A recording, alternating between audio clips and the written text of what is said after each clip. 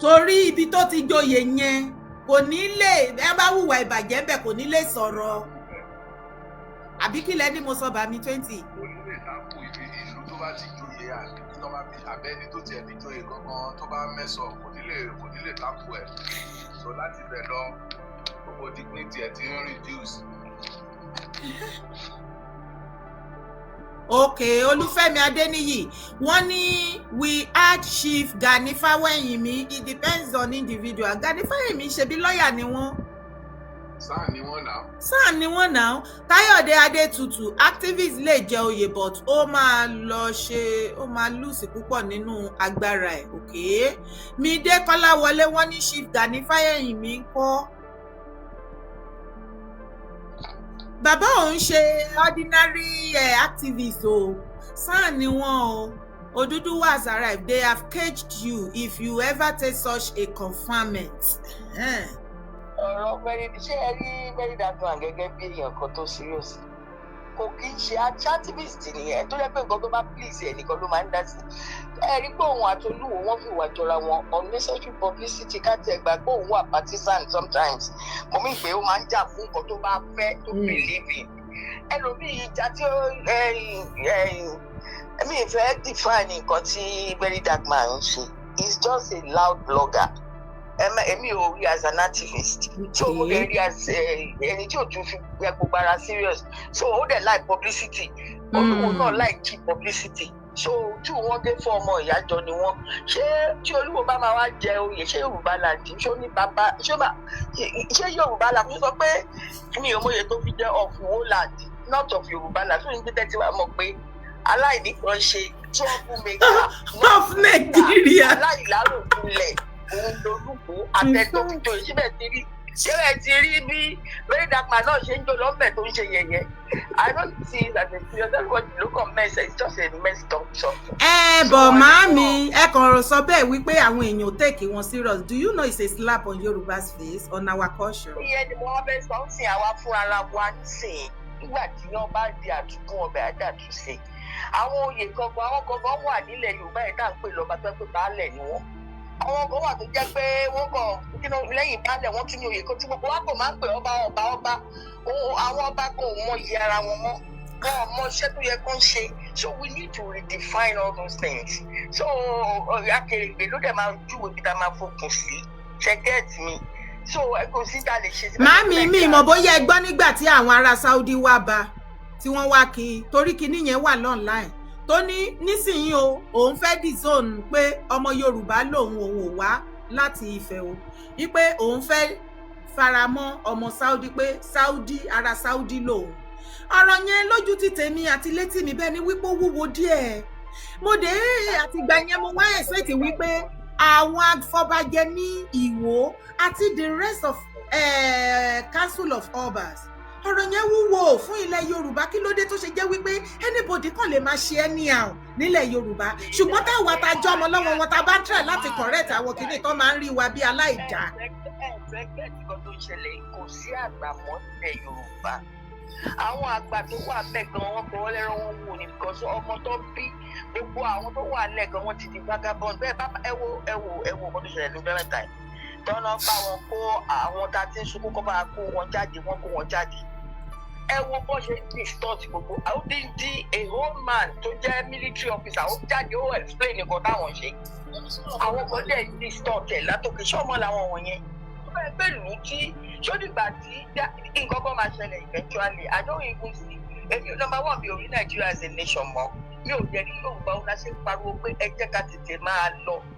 Tó bá máa fún wa ní ìjọba kan fún wa ká lè padà lọ gbé values wa àti culture wa lárugẹ ká lè tọ́jú àwọn ọmọ wa ká lè kọ́ wọn lẹ́kọ̀ọ́ ká lè fọ̀nà wọn tí a bá ṣe yẹn kò sí bó ṣe máa lọ nìyẹn. Alágbàmọ́ ìgbà táwọn bàbá wọn lọ́wọ́ ti kú táwọn èèyàn ṣe alágbàdà bí orphan ní Yorùbá ṣe rí. Bàbá lọ́fà nílẹ̀ wọ́n kàn máa pariwo bó o ṣe dáadáa fún wàhálà bó o ṣe dáadáa wàhálà they don't even have direction. So ṣé àwọn tí wọ́n ní direction lẹ́fẹ̀ẹ́ máa sọ pé wọ́n fẹ́ yàn ọkọ̀ jọba wọ́n fẹ́ yàn ọkọ̀ jẹ olóye wọ́n wo Olúwo ṣé kò yẹ irú Olúwo yẹn ṣe pé ẹ̀kọ́ ti dìbò ṣẹ̀ ti pẹ́. Because èèyàn tó sọ wípé òun ń ṣe Yorùbá ìgbà tó ti mọ̀ wípé ò sí lára wa mọ́ ewé làbúrò yìí máa hold the title tó belong sí wa. yẹn náà ní ẹgbẹ́ ọlọ́run máa dá lẹ́jọ́ nígbà tí ó bá yá ẹ ṣàjẹkùn máa balẹ̀ bọ̀ right now àlátà o àti ẹ̀lẹ́yàn kankan akọ̀wọ́ kálukú akọ̀wọ́sẹ̀mọ̀ we're struggling to hold forth ìwọ̀nba òun lè ṣe máa rí tẹ bá ń sọ̀rọ̀ àwọn èèyàn máa join mọ́ máa identify because there is no actually one force ká tiẹ̀ ní sọ́pá ní òye tẹ bá sọ̀rọ̀ àwọn èèyàn sáwà káàbá sọ̀rọ̀ tó because we needed someone láti ẹ̀ títí dé pé báyìí ni ẹ wọ ní ìfẹ́ kò ní sọ̀rọ̀ anybody torí tó bá sọ̀rọ̀ gan àwọn tó máa I don't even know òun gan ò tiẹ̀ I don't even know ìjà ẹ wo. bàbá ní bàbá gan mọ̀ wọn rẹ̀. Oluwo is just a clan. He is a clan. Ó ṣáà ń tẹ gbogbo àwọn àgbààgbà ilẹ̀ Yorùbá lójúmọ́lẹ̀ pé kí ni wọ́n fẹ́ ṣe. Nǹkan tẹ̀mí rí bẹ́ẹ̀ nìyẹn. Ṣé wọ́n ti ní nǹkan àṣírí? Ṣáwọn àgbààgbà ilẹ̀ Yorùbá ti ní nǹkan àṣírí? Má jẹ́ kí ti gbọ́, má jẹ́ kójú rí lọ́wọ́ Olúwo. Kí ló tí ì ṣe fún tó sún wọn gbogbo àtìgbà tó Olúwo ti débẹ̀? Ó fìgbà kan sọ wípé òun ti di Aláàfin of Ìwó. It's a slap on Ọ̀yọ́. Títí di èní kò sí kankan tí wọ́n rí ṣe sí oríṣi. Ó fìgbà kan sọ wípé Emir lòun. Kí ni àwọn àgbààgbà ń wò? What is the meaning of all this? Gbogbo nǹkan tó Olúwo ń ṣe, ó ń ṣe láṣegbé. Then tí ọba mi bá dìde lọ́la tóun náà wá ṣe worst ju t'Olúwo ṣe máa fẹ́ sọ wípé ká caution ẹ̀. Àní Olúwo àti gbogbo àwọn ọba àtàwọn èèyàn tó wà nílẹ̀ Yorùbá orí wọn ti tẹ̀. Wọ́n ní báyìí awátàṣì mọ bádùnsì àti tradition wa wọ́n ní ká ṣára wa tó ká máa wọ̀jẹ̀. Tó ń pàdé agbára bá dé ọwọ́ tiwa àwa la máa ṣó àgbà òsì mọ́ àgbà òsì ìlú bàjẹ́. Máa ń gbọ́dọ̀ máa ń sọ ọlọ́mọ ẹ̀ka gbà. Balẹ̀ ilẹ̀kù ilé dahoro. Àgbà ti tọ́ nílẹ̀ Yorùbá. Màámi ajé tán ọmọ bí love you ma. Ṣé mọ̀ nǹkan tó ń ṣẹlẹ̀ nìyẹn tó àti ìwò ìgbà tó ní máa bọ́ lójú mi pé ṣé ìyẹ̀ Yorùbá náà ló dà báyìí? Tó bá là máa dà báyìí màá ní rọ. Kò ságbà mọ́, kò séyàn mọ́, àwọn ọmọ wa gbọ́ òkan tá à ń sọ mọ́ bàbá sọ wá máa sọ bí. So it's a pathetic situation o. Irú àwọn ọmọ irú nǹkan tó ń ṣẹlẹ̀ sí wa ló jẹ́ kí Olúwo yẹn gan lè máa jà sọ́ba. Òye yìí wọ́n tábà ti fi rọ́ọ̀tì di ọ̀rọ̀ irú Olúwo yẹ kó ẹ báyìí máa jà sọ́ba forever and ever nílẹ̀ Yorùbá. So ìgbà tá ti rí lórí àpèrè láti mọ̀ pé nǹkan ti ṣe Yorùbá, nǹkan ti ṣe wá tó pọ̀. So bẹ́ẹ̀ mi ò mọ̀ mi ká ti fẹ́ bẹ́ẹ̀ Olúwo is just there. Labalábá ni tó máa fòfin eventually kó wọnú ẹmu. Jẹ́kẹ̀jẹ̀ ayẹ̀ pèsè tó àbámọ́ṣe wà yẹn àwọn èèyàn ló ti máàkì ló ti pọ̀ jù. Tó bá wù kó máa fẹnu ara ẹ̀ sọ gbogbo tó sọ yẹn ṣe rò báwọn èèyàn kọ́ lẹ̀. Bọ̀dí kó tèmi máa wá fẹ́ sọ ni pé Yorùbá ti wá wà káwọ́dìlì jù kọ́tẹ́ ìṣèlú náà máa sọ. Mo gẹ̀ẹ́tì kọ́tẹ́ ìsọ everybody sáré wọ́n kórè wa bẹ́ wọ́n fẹ́ sọ̀rọ̀ wọ́n kórè wa bẹ́ wọ́n fẹ́ sọ̀rọ̀. Tí individual ò bá lè sọ àwa náà expect kí individual sọ̀rọ̀ bó jẹ́ àwọn afọbajẹ ni bó jẹ́ àwọn council of obas Olúwo òde position Olúwo ṣàlẹ̀ override gbogbo ọba ilẹ̀ Yorùbá. Okay, tí afọbajẹ ò bá lè handle Olúwo ṣé position Olúwo nìkan ó lágbára ju gbogbo ọba ilẹ̀ Yorùbá bó tilẹ̀ jẹ́ wípé wọ́n ní gbogbo wọn ti pín yẹlẹyẹlẹ. Olúwo fúnra lára ẹ̀ ló sọ ó ní àwọn ọba tó jẹ́ mùsùlùmí tí wọn ò wọ̀ pè bí ó náà ní gúrùpù títí wọn àwọn ọba tó wọ̀ pè bí ó ní gúrùpù tó já sí wípé tí àwọn ọba bá wá sọ wípé wọ́n condemn attitude tó ń ṣe bóyá àwọn ọba tó wọ̀ pè bí nìyẹn wọn ò ní right láti condemn or what. Kò yẹ kẹ́ fi máa kọ orúkọ ẹ máa kọ àwọn tí ò tiẹ̀ ní ẹ̀fà yọrí táwọn fẹ́ jọba mọ́lẹ̀ Yorùbá. Ó ń fún wa lọ́wọ́ ni náà. Tó bá ti fún wa lọ́wọ́ bẹ́ẹ̀ yẹn a máa kọ́lẹ̀ ẹ̀jẹ̀ mo rí ìtàbí tí wọ́n máa ní pé kí Ìgbòho má sọ̀rọ̀ kó má sọ̀rọ̀. Tí ò bá sọ̀rọ̀ ká ló fẹ́ máa sọ̀rọ̀. Ṣé gbogbo wa fẹ́ dákú kú ni? Ṣé a máa dákẹ́ kú ni? Àwọn káwọ̀ tó ṣì wọ́n á ní kó yọjú wọn ní ọgbẹ́ tó yọjú wọn máa sọ pé kó má sọ̀rọ̀ tó má sọ̀rọ̀ kọ́ kí ni bàbá làwọn fẹ́ ṣe. Àdínléyàn sọ̀rọ̀ èèyàn kan á sọ̀rọ̀ ẹ tí ó ní. Mo ti ṣe show mo ti béèrè pé yàtọ̀ fún ọ̀rọ̀ sísọ Ṣìfìgbò is there any other thing tí ẹ̀ tún láìkì nípa wọn ní kò sí a jẹ́ wípé níbi ọ̀rọ̀ yẹn a máa manage wọn ni. Ẹni tó máa sọ̀rọ̀ yálàyà wọn a máa sọ̀rọ̀ bí anybody tó bá tún fẹ́ sọ̀rọ̀ kó tún join yẹn ṣàmàdákẹ́ kú ni òun nìyẹn káwájú ni kó máa bólúwò báwọn kan sì máa kò yẹ kó ṣolúwo kò yẹ kó ṣe àwọn in fact yìí dára ọ̀rọ̀ wa. In fact, ẹ má jẹ́ kó sun yín màámi ẹ máa rò ipa ti rojọ́ àbí àwọn ẹjọ́ tá à ń rò yẹ wo iye ọdún tá ti wà lẹ́nu ẹ̀ màámi kó tó di wípé torí Yorùbá nation àwa la everybody lóhùn everybody ń sọ̀rọ̀ nísìn. So kó tó di ìgbà tí Yorùbá Nation dé ta bẹ̀rẹ̀ sí ní sọ̀rọ̀ condemn àwọn nǹkan tá a fẹ́. Ǹjẹ́ ó lé anybody tán bí ire ńlẹ̀ Yorùbá tó lè lanu sọ̀rọ̀ bẹ́ẹ̀ yẹn tẹ́lẹ̀? Kò sí. Ìyẹn lè fi máa mọ̀ tí ò bá wá jẹ́ wípé ọpẹ́lọpẹ́ ariwo tá à ń pa àti ọ̀rọ̀ tá à ń jẹ, eléyà sọ̀rọ̀, speaker eléyà bọ́ síta, blog eléyà gbé àti bẹ́ẹ̀ bẹ́ẹ̀ lọ. Ṣé yín ò mọ̀ wípé ilẹ̀ Yorùbá ìbá ti dojú délẹ̀ pátápátá, gbogbo nǹkan ìbá ti bàjẹ́? Òun ló sì ń yẹ ọ̀pọ̀lọpọ̀ wọn lọ́wọ́, ló ká wọn lọ́wọ́ kò. Ìwọ àtẹ̀mí ò gbúdọ̀ dákẹ́. Ṣóyìnbó ni kó wá bá wa ṣe ni màámi kò gbúdọ̀ sun yín o. Tó bá wá sun yín kí ni kí somebody like me ṣe? Ẹ wo ó ṣe ń sọ pé àwọn náà máa ní adékun, àwọn ọmọ aládé òkun. A ti mọ̀ pé bẹ́ẹ̀ ni àjọ máa yí wọnú ara wọn ní títí ta fi máa gẹ́ẹ̀tì the actual thing ta fẹ́. A máa gẹ́ẹ̀tì ẹ̀ ṣàjẹkólúwo máa kọ́ ti sísá rẹ̀ sílẹ̀ gbogbo. Bí nǹkan tó lúwo bá ń ṣe tí àwọn àgbààgbà wa bá bẹ̀rù ẹ̀ tán ti ní nǹkan àṣírí sábẹ́ tán lè sọ. Àwa aráàlú ẹ jẹ́ ká máa sọ.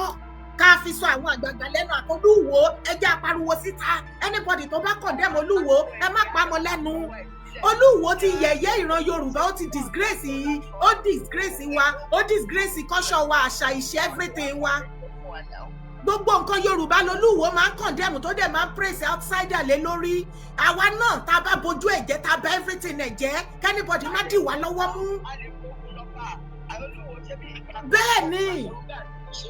Ìjọ kan ni wọ́n bá sọ fún pé káàdì lè. Olúwo lè lọ sí any part of Yorùbá land kí àwọn yúùtù tó wà ńbẹ̀ kí wọ́n dì síta. Ló bá páàkì mọ́tò kí wọ́n lọ bá wípé you are disgracing us, káwọn gan disgrace yẹ because ó ti sọ àgbàdo mọ́dì, ó ti lọ àmúṣeré fẹ́dìyẹ.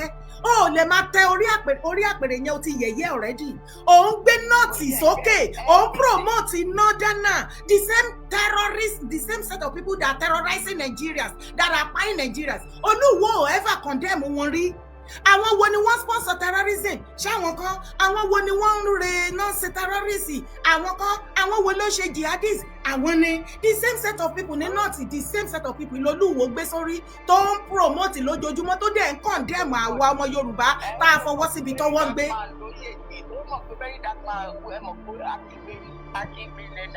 Ẹ ṣé màámi, ẹ jẹ́ ìyọ̀dá yín torí kọ́ọ̀lù pọ̀ kí wá lọ sórí TikTok. Ẹ ṣé gan-an. You are welcome, ma. Ẹ má bínú o, ẹ̀yin tẹ́ pé ẹ padà pé wọlé, ẹ̀yin tèmi lórí TikTok, Mr. Kilo, kí lẹ rí sí ọ̀rọ̀ yẹn? Iṣẹ́ bẹ̀rẹ̀. Okay, kí Bami Kilo ẹ ó dọ̀ ẹ má bínú. Bàbá 20 wọ́n fẹ́ sọ̀rọ̀, tó bá sọ̀rọ̀ tán Mr. Kilo kẹ́tẹ́ kò bá. Ó yá ẹ máa sọ̀rọ̀ yín. Lórí ọ̀rọ̀ Rashidi tẹ́ sọ. Dádì mi ẹ bá wa gbé ohùn yẹn sókè díẹ̀ o. Bẹ́ẹ̀ni. Ẹ̀yin èèyàn mi ṣe ń gbọ́ wọn dáadáa. Ẹ jẹ́ ká mọ̀ ṣe ń gbọ́ wọn. So lórí ọ̀rọ̀ Rashidi, nǹkan tẹ̀mí kàn sí pé number 1,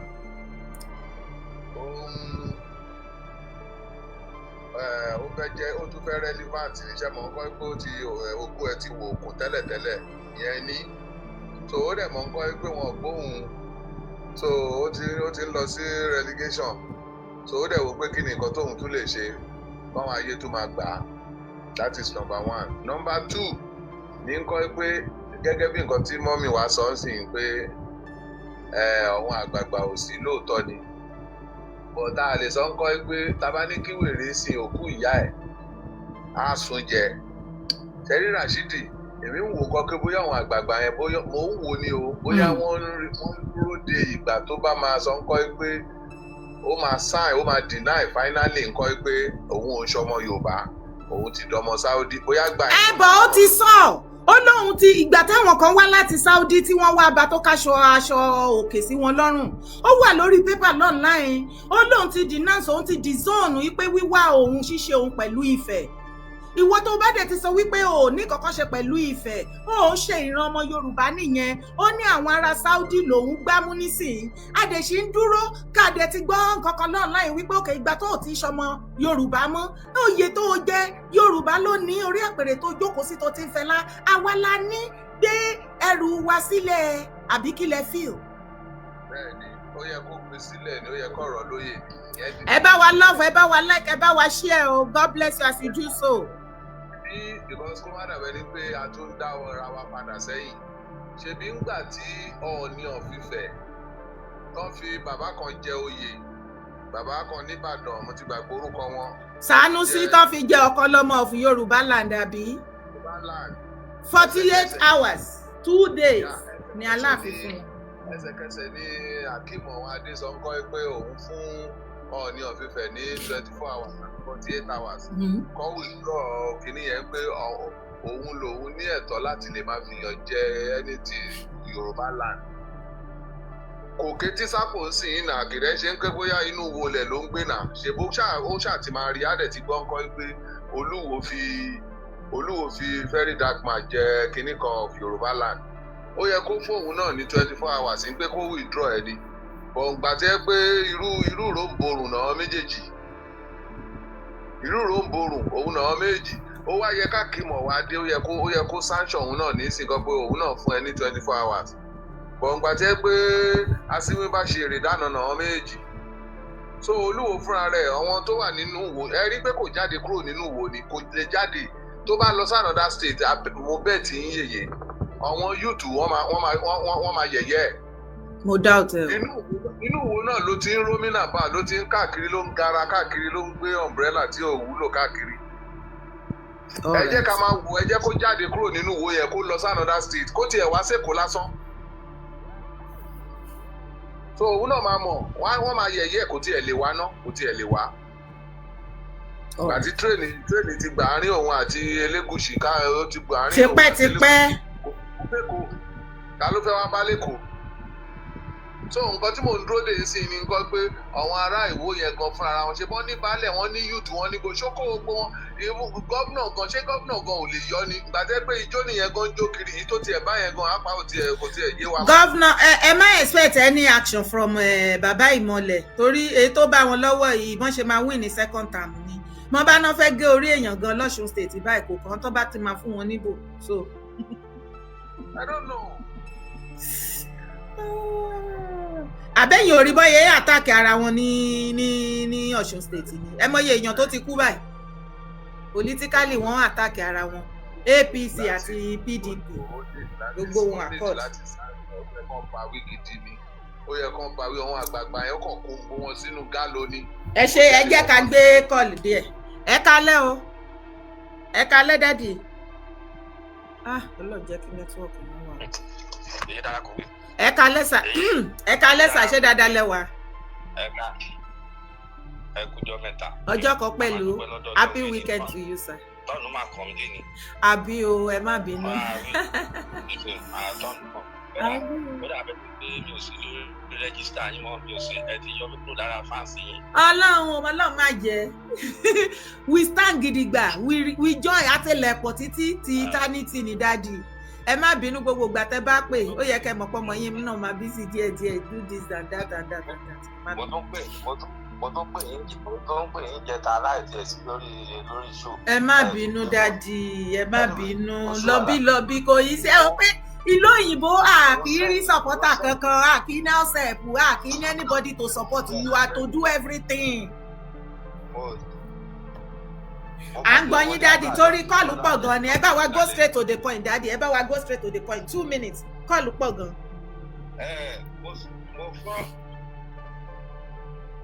Mo fọwọ́dù kankan sí yín ní during the week yìí mo rí pé ẹ ti ẹ̀ ṣí láìní mi rárá. Mo kàn fẹ̀kẹ́ lọ gbọ́ voice note tí mo ṣe yẹn. Kẹ̀lẹ́ bá make a correction lé lórí. Okay sir, I will do just that. I promise you sir, I will. Bóyá after the show. Bóyá after the money show.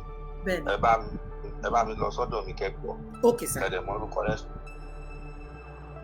Ẹ ti mention kan yẹn nínú programu tẹ́ sọ nísinsìnyí o nínú programu tẹ́ ṣe. Okay. Ẹ ti mention kan tí mo kọ síbẹ̀ yẹn mo sọ síbẹ̀ yẹn ẹ ti mention yẹn. Okay dad. Mo ṣe lè ṣe kú tiẹ̀ yẹn but Ọlọ́run akọ́yìn mọ̀ sí ẹ̀ẹ́dẹ̀ ní ṣe ti ẹni fọmọ ṣe ẹni fọkọ ṣe ẹni fara ń ṣe àsìkò tí Yorùbá bá dínú àwọn ní fi ń ṣàwádìí. Àmì ò ti gbogbo wa àṣedébìrì. Yorùbá máa jọ jiná fún gbogbo àjẹ. Àmì sà. Ẹ jọ ẹ ṣàkàn bá mi gbé Olúwo ẹ bá mi gbé lọ sí Àrò bá mi ta wọn lọ jẹ ọpọlọ ẹ o àárò ní kẹ́kẹ́ lọ àbí kẹ́ yá bá pa òsì wọ́n gbé lọ síbẹ̀ kan lọ́jọ́ ọpọlọ ẹ̀wò jẹ́rí tó bá yẹ ká ẹ̀wọ̀n ti sọ fún yín nígbà kan rí mo ní Yorùbá ti wà ní 30% wọ́n fẹ́ fi eradicate Yorùbá pápátá kọ́lọ́n tó lo òun fún wa nísìnyìí a ti ń wà ní 45% báyìí àti ẹ̀ ti wọ 50%. Jẹ́rí Olúwo tá a bá ṣọ́ra tá a bá kàn ń wò báyìí tá a ń wò báyìí àti kúlálẹ̀ àwọn ọmọ Ìwó tó jọba lé lórí ó dàbẹ́ ní kó ti kó àwọn ìlú yẹn ó ti kó wọn sínú agolo ó ti rí èèyàn kan ṣí fún un ó dẹ̀ ti kó wọn sínú agolo ẹ bá wo very dark man dáadáa Ṣàngó ni kíní gbà lálejò tí ó mọ̀ lórí gbogbo ìmúra ti Ṣàngó mú pátá òun ni very dark man mú.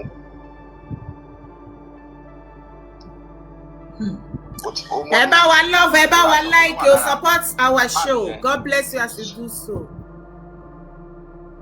So nǹkan tí ń pé kí gbogbo àwọn ọba ilẹ̀ Yorùbá yẹn gẹ́gẹ́ bẹ́ẹ̀ ṣe sọ kò sí bó ṣe máa jẹ́ tó máa eradicate gbogbo ọba ilẹ̀ Yorùbá pátápátá tí òun nìkan fẹ́ kó àwọn ọba ilẹ̀ Yorùbá sínú àgọ́ kò possible kó wọn. Exactly. ká má tiẹ̀ bẹ̀rẹ̀ látòrí Ooni of Ife ká bẹ̀rẹ̀ látòrí àwọn tó kù ká bẹ̀rẹ̀ láti Aláàfin Ọ̀yọ́ ọba Olúbàdàn Àtaọ̀jà Aláké of Egbaland Àkárìgbò Rẹ́mọ kọ̀ọ̀kan ká bẹ̀rẹ̀ láti gbogbo ọ̀dọ̀ wọn yẹn ṣé gbogbo àwọn yẹn ò lè ṣe mítìn papọ̀ ni àbí ẹni wọ́n máa jẹ́ kẹ́mi nípa Yorùbá jẹ́ mọ́ wa lórí. torí kò yé mi mọ́ o torí tó bá bẹ́ẹ̀ ni pé wọ́n ń bẹ̀rù very dark wọ́n ń bẹ̀rù Olúwo. torí táwọn bá ṣọ́ra ń sìn táwọn ọmọ Ìwó bá tètè ṣe mítìn wọn ìjọ ṣebí ìlú kan ni wọ́n ní ọba bẹ̀ ó ṣe kíní tí ó ta sí àgẹ̀rẹ̀ sórí kíní tí àwọn ọmọ ìlú yẹn dìde tán dé ọba kùnú. ó dà pé áìdá ìpínlẹ̀ Oǹdó àbí Èkìtì ló ti ṣẹlẹ̀ ti gbàgbé orúkọ ìlú yẹn wọ́n ní wọn kì í joyè yẹn láàfin pé ó ní ìta ibi tí wọ́n ti máa ń jẹ oyè yẹn wọ́n lóun wá sọ pé láyé àfin ló ti máa jẹ tó wá ń gbé àwọn ọmọ ìlú yẹn ṣépè tí nǹkan yẹn ẹ̀sẹ̀ àwọn ọmọ ìlú yẹn ò tí ì bọ́ náà ìdìní nìsín but wọ́n pohùn pọ̀ gbogbo ìlú yẹn wọ́n pa ohùn pọ̀ wọ́n lé ọba yẹn kúrò. kí ló dé ṣé ó ti kó gbogbo àwọn ọmọ Ìwó láyà jẹ ẹni tí wọ́n jẹ lè sọ̀rọ̀ wọn ni tó jẹ́ pé gbogbo nǹkan tó bá ti ṣe ṣá àṣegbè ni ṣùgbọ́n ọjọ́ ẹ̀tẹ́ ẹ̀ ó ti ti kàn lè ó kù ṣe ẹ bá àjẹ nínú ìṣẹ́jú kan ó kù ọjọ́ kan tó máa fi tẹ́ lórí tó bá wá tẹ́ yẹn àtàbára ilé àtàbára o fẹ́ lómi ìdáyé kan lè wọlé. ẹ ṣé gan ni God bless you Mr. Kilo ẹ ṣé gan ni sir God bless you sir.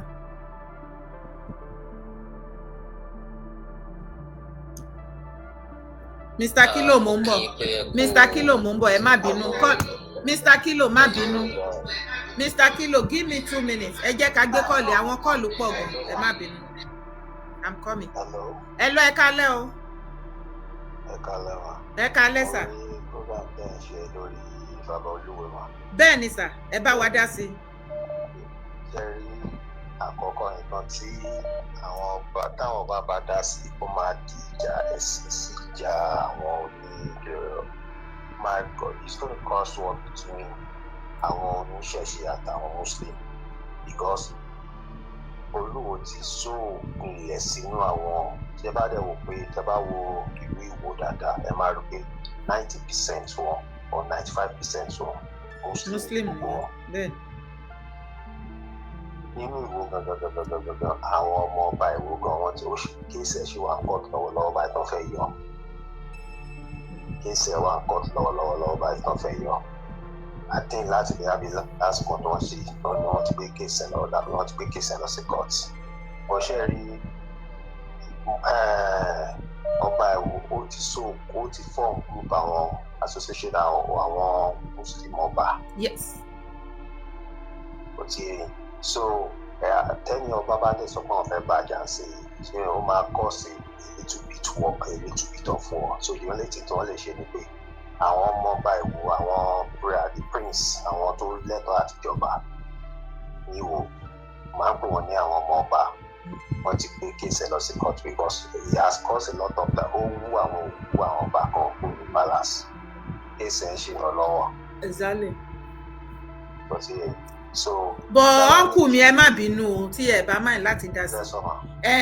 Nígbà tẹ́ sọ wípé tí àwọn council of obas tí wọ́n bá try láti dá sí attitude tí Olúwo ń wù ó yẹ ń tàbùkù ilẹ̀ Yorùbá àti gbogbo àṣẹ ń gbọ́ mi.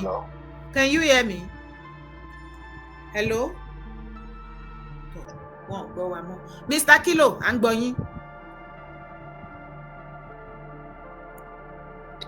Hello, Mr. Kilo. Kí yín pé ẹ kú gẹ̀dọ̀. Mo ń gbọ́, ṣé ń gbọ́ mi báyìí? À ń gbọ́ yín báyìí. Ṣé ní ọ̀rọ̀ ọ̀fẹ́ àti gbọ́ mi? Ok. Mo kí gbogbo wa lórí ètò yìí, orúkọ tèmi ni Kilo. Ṣé rí tá a bá wo ìṣòro kan ṣoṣo tí mo ṣe ìṣòro tí mo rí pé a ní jù nílẹ̀ Yorùbá, ìṣòro dákẹ́ fọwọ́ lẹ́nu, òun ni ó fa gbogbo nǹkan wọ̀nyí. Ṣé bá rí nígbà tí a wà ní tí ọ̀rọ̀ Yorùbá ṣe ń ṣẹlẹ̀ tó ṣe ń jó lálálálá ní 2019, 2020, 2021, 2022 ńgbà yẹn, ṣé ẹ gbàgbé pé àwọn arábí ti gbalẹ̀ already, wọ́n ti gbalẹ̀ Yorùbá tán already. Ṣé rí àwọn sáìdì ilẹ̀ Ìgbò yẹ kékeré ni bá àwọn èèyàn wa ṣe àtàwọn ọba àtàwọn àgbààgbà má ṣe fọwọ́ lẹ́nu tán wò náà nìyí. Kó tó di wípé bàbá tó wà ń bẹ̀ yìí ó débẹ̀ ká ní pé ó lose 2023 yẹn ni ẹ má jẹ́ àtọ̀nà wa. Ṣe rí gbogbo á ti dìgbà jẹrù wa fọ́n síbòmíì, á ti fọ́n síbòmíì. Ara ẹ̀sìn nìkan tó ṣe ṣẹlẹ̀ lọ́wọ́lọ́wọ́ yìí tó dé wípé torí mo jókòó ní àti àná mo bẹ̀rẹ̀ sí ní wò pé kí ló lè fa gbogbo rọ́bìṣì yìí tí Olúwo ń ṣe yìí. Àkọ́kọ́ mo ti àkọ́kọ́ rò lọ síbi wípé Olúwo rí pé wọn dárúkọ wọn ó fẹ́ wà relevant sí ó wá wọn nǹkan tá máa fẹ́ pariwo òun. Bẹ́ẹ̀ ní èní mo adájọ́ pé ègé mo tún ro kínní wípé kínní ò lè jẹ́ pé nítorí pé ó tún fẹ́ wà relevant mọ́. Ṣùgbọ́n kankan tí mo rí ní jìkínní yẹn ni wípé èrò mi tó ń jó onílù ẹ̀ ń bẹ nídìí nísàlẹ̀ odò ń bẹ. Bẹ́ẹ̀ ni ṣe rí Olúwo òdìdí dáṣẹ́ yìí ṣe kò dáṣe. Ṣe rí ìṣòro kan ṣoṣo ibi tí pírọ́blẹ̀mù àwọn ọlọ́pàá yìí ti wá òun ni wípé ó darí gbogbo ẹ̀bí kínní ó darí ẹ̀ padà sórí kábíyèsí Ọọ̀ni òrìṣà nítorí pé òun ni olórí ọba lọ́ba débi wípé Olúwo kódà ìgbà tá Aláàfin kọ́kọ́ bẹ̀rẹ̀ iṣẹ́ tiẹ̀ tó kọ́ dé pé wọ́n ti kọ́kọ́ fún ní suspension kankan láàrin àwọn ọba lọ́ba ni Olúwo ni Olúwo ni kò lè má gara bó ṣe ń gara yìí. Nígbà tí Ọọ̀ni tó gbéra ó fi bàbá Sànúsí Ìlàjì ó fi jẹ Olúọmọ ó fi jẹ Olúọmọ of Yorùbá land. Èwo ni ó fún ní 2 days or to 1 day àbí kan ó ní pé ó fún kó yọ orúkọ Yorùbá land kúrò ní orí rẹ̀. Immediately Ọọ̀ni ó dẹ̀ yọ Yorùbá land yẹn ó yọ kó ń bẹ̀. Mo wò live nígbà tí Olúwo tó ń fi very dark man jẹ ó ní òun fẹ́ jẹ Atayese of Nigeria, Atayese of Yorùbá land. Níbo ni Aláàfin wà? Àní ọ̀tẹ̀ ló máa pa wọ́n ní Ọ̀yọ́ state yìí sẹ́. Níbo ni Aláàfin wà ń gbà náà? Now gbogbo wọn lẹ́nu ń fọ lẹ́nu títí di wákàtí kò tí sẹ́ni tó fèsì. Wọ́n rí awáàsì fún, wọ́n rí 2 days àbí 1 days, wọ́n rí fún Olúwo pé kó yọ Yorùbá land kó yọ kúrò ń bẹ̀. Now ìṣòro kan tán ní pàápàá jùlọ àwọn afọbajẹ ẹ jẹ́ ká wò ó. Ṣé orúkọ dára jọ mọ́ orúkọ Saudi àbí ó jọ mọ́ orúkọ Jerusalem àbí ó jọ orúkọ mọ́ Germany àbí UK? ọmọ dára ni o Yorùbá pọ́nbélé. wọ́n fi wọ́n jọba ẹbí mi pé orúkọ Yorùbá wo ni Abdulrasheed ń jẹ́ kò ní bẹ́ẹ̀ ó ní tó ti yọ kúrò ń bẹ̀ ṣùgbọ́n gbàtà máa fi jọba orúkọ mùsùlùmí ni wọ́n fi jọba náà fi fà lórí ọba ṣé mùsùlùmí máa ń jọba ni ṣé mùsùlùmí ṣé ó máa ń jọba ni. ẹ mọ nǹkan bàbá Kilo Mr. Kilo yes mami. ẹ jọ̀ọ́ ṣe rí lórí ọ̀rọ̀ ẹ̀sìn mùsùlùmí àti nǹkan kan yẹn má bá wọn lọ bẹ̀ please leave I don't want unnecessary stress in my life. ẹ jà sọ̀rọ̀ lórí ọ̀rọ̀ very dark man àti Olúwo leave that alone. ìdí ni wípé lọ́dọ̀ tèmi níbí àwa ò jàjẹ́ sí ìfẹ́ wà lá. ó yé mi mo understand yín èmi náà gbèjà ẹ̀sìn wá no ṣe rí Olúwo nǹkan tó ṣe láàrin yẹn ṣé ìgbàgbé nǹkan tó bá ọ̀rọ̀ mi yìí wá ọ̀rọ̀ ẹ̀sìn Olúwo kọ́kọ́ gbé jáde tẹ́lẹ̀ kó tó di wípé Ọlọ́run paná wàhálà yẹn now ó tún gbọ́dọ̀ mí yọ nísìnyí ọ̀nà míì tó tún bá yọ yìí àwọn àgbààgbà wa níbo náà wà wọ́n tún fọwọ́ lẹ́nu ègé wọ́n tún wò pé àwọn fẹ́ máa bí ó wá dìgbà tí Olúwo bá wọn fa gbogbo wàhálà tó bá wọn gbogbo nǹkan tó ń ṣe tó bá fà débi wípé apá àwọn àgbààgbà ò ní wá ka mọ́ ìgbà ìnáṣẹ máa sáré sókè táwọn máa sáré sódò máàmí ọ̀rọ̀ ẹ̀sìn kọ́ lèmi sọ mi ò wá bíbá láti wá ja ìjà ẹ̀sìn kò sí ìtó kàn mí pẹ̀lú ẹ̀sìn. a lè sọ̀rọ̀ mi kò fẹ́ ká sọ̀rọ̀ pé mùsùlùmí àbí anything ni ẹ ló kọ́là. ọ̀nà tó ń gbà wọlé lákọ̀ọ́kọ́ lèmi tẹ̀ fi. Ó yé mi ẹ bá mi pause ẹ jẹ́ ká sáré gbé kọ́ọ̀lì pọ̀ gan ni mo ti pọ̀ ẹ ló kọ́là ẹ ló ẹ kálẹ̀ o.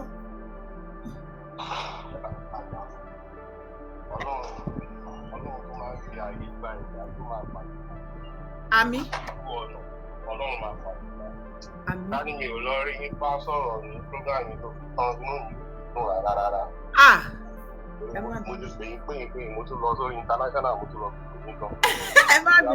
ẹ má bínú mo rí pé kọ́ọ̀lù pọ̀ bẹ́ẹ̀ ẹ má bínú. mi ò blé mi o kàn ń sọ pé kí n tá lára sí i. ọmọ Yorùbá lè mi ò kí ń sọ máa bí àwọn Olúwo. now yes sir. gbogbo etí tó ń gbọ́rọ̀ ni ó ń bọ̀ tẹ máa ń fi àwọn tẹ́ẹ̀kì bàbá ńlá irọ́ ni o ó máa jálù wá lórí tàdé nímọ̀. problem tí Ọ̀yọ́ fi sílẹ̀ fún wa lórí Kwara bíbo náà bíbí lọrin lẹ́ni táàrí yanjú òun ni Olúwo náà tó ń bá bọ̀ o jẹ́ ká rò lọ síbẹ̀ yẹn dáadáa o. Olúwo ti ń bá wàhálà bọ̀ wá fúnlẹ̀ Yorùbá bẹ́ẹ̀ sáà mọ̀. Mo jẹ́ wá surprise gbogbo ẹ̀yin tẹ́jọ́ ọmọ Ìwó tẹ wá láti Ìwó side tẹ kàwé tẹ nọ́lá tẹ ní gbogbo ẹ̀ lórí mo believe pé most people ló ń gbọ́ ètò Yèyé Dáúrà kì í ṣe àwọn ará Nàìjíríà nìkan ló ń gbọ́. So gbogbo ẹ̀yin tẹ káàkiri tẹ fọ́n káàkiri tẹ kúrò láti Ìwó tẹ lè máa claim Ìwó kí lẹ̀ ń ṣe owó tẹ bá ní tẹ gbàgbé ilé kí ni owó yẹn lè máa ṣe jẹ́ valid fáwọn tó wà ní ilé tí wọ́n máa fi yà jẹ pẹ̀lú. Torí ní tí Olúwo ń bá bọ̀ ìyá ló máa fi jẹ gbogbo àwọn ọmọ ìlú tó bá wà bẹ̀. Ṣé ń dúró de ìgbà tó bá tó kù kẹ́ tó lè yọ̀ rọ́ lóyè ni? Wọ́n ti rọ Aláàfin lóyè rí náà nílùú Ọ̀yọ́ ẹ lọ wo ìtàn Ọ̀yọ́ wọ́n ti lé Aláàfin kan ti sọnù rí. Kí ló dé tẹ́ lè ṣe nǹkan kan lórí Olúwo? Olúwo máa ba Ìwó jẹ́ fáínálì fún ẹ̀yin ọmọ tẹ́ gbéra yín ní ọmọ bíbí ẹ bá ṣọ́ra.